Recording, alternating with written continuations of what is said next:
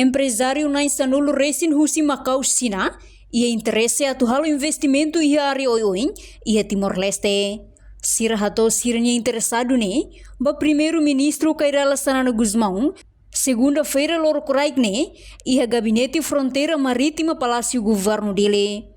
Empresário chinesa ho Macau nebe acompanha o empresário Timor-Oang na Inrua, Clarice Lai, no Elder Vera, hato siranya interesse hakar que investe ia setor agricultura, construção civil, turismo, pesca no Seluktan e Timor-Leste.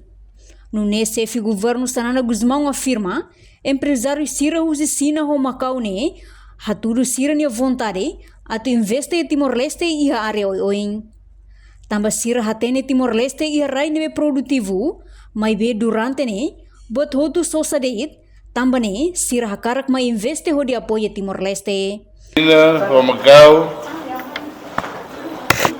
mai hatudu sirna vontade atu investe em Timor, e a agricultura, e a construção, e a turismo, e a pesca.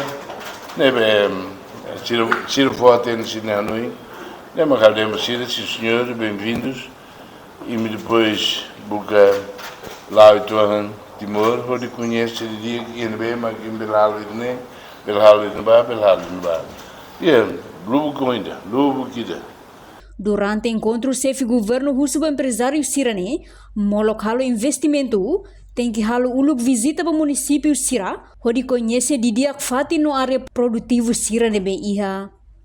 Enquanto empresária Timor-Oang, Clarice Lai Hateten, empresária Sirane, selau haleu município, onde hare saída mak precisa liu, onde hahu halo investimento.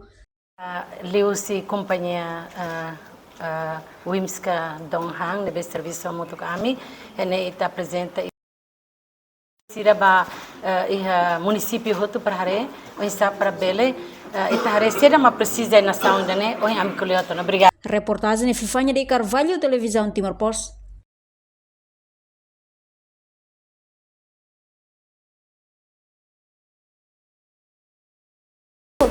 Atau tem informação atual dia Clio, kita haluha, hane yang botão subscribe, like, halo comentário, no fahe tutang ba media sosial hotu.